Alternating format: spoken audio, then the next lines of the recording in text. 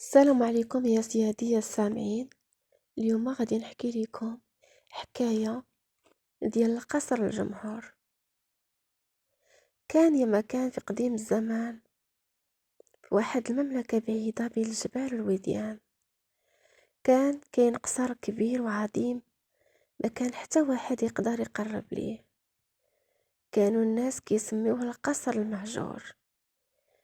القصر كان بني فوق واحد التل عالي محاط بسور ضخم وأبوابه كبار من الحديد، وفوق كل باب كان منقوش رمز غريب ما فهمو حتى واحد. وكانوا كبار السن في المدينة كيقولوا اللي دخل القصر المهجور عمرو ما يرجع كيف ما كان. ولكن ما كان حتى واحد عارف الحقيقة ديال هاد القصر، ولا شكون بناه، ولا علاش بقى مهجور سنين طويلة. وفي نفس المملكة كان عايش شاب فقير سميتو يونس.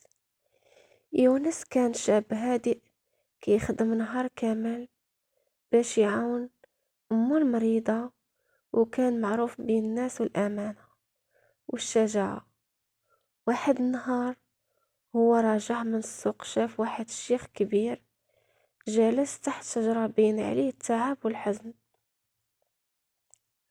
قرب منه يونس وقال: عمي، واش نقدر نعاونك؟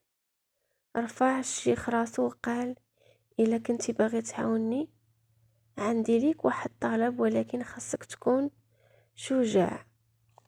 قال يونس: قل لي إلا قدرت نعاونك ما غاديش نتردد.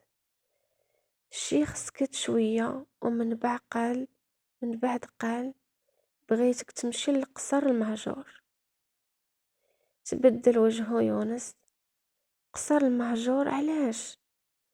الشيخ جاوب بصوت منخفض: حيت كاين سر مخبي تما من سنين طويلة، والسر عنده علاقة بالمملكة كاملة. سول يونس: وشنو هاد السر؟ الشيخ هز راسو وقال: ما نقدرش نقول لك، خاصك انت اللي تكتشفه. وفي نفس الليلة ما قدرش يونس ينعس، بقى كيفكر في القصر والكلام الشيخ كيرجع في ودنيه.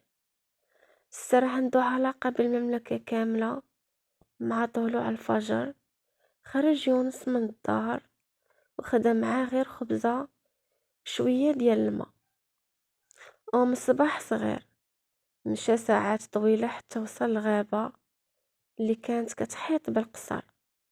كانت الغابة ساكتة بشكل غريب، لا طيور لا أصوات الحيوانات، غير الريح وهي كدوز بين الشجار. كلما قرب يونس من القصر كان يشعر بقلبه كيدق بقوة. وأخيرا بان ليه السور الضخم.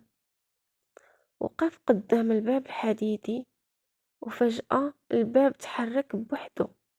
دخل يونس بحذر.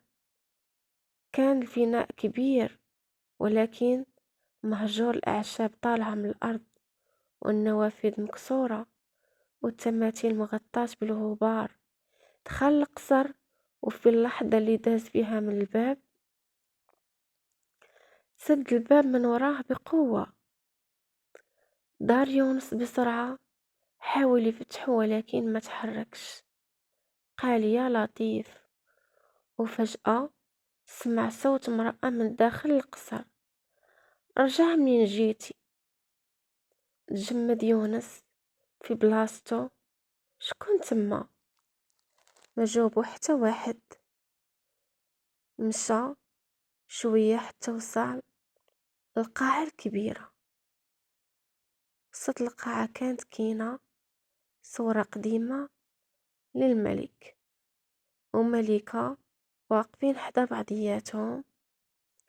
ولكن الغريب أن وجه الملك كان ممسوح من الصورة. قرب يونس باش يشوف،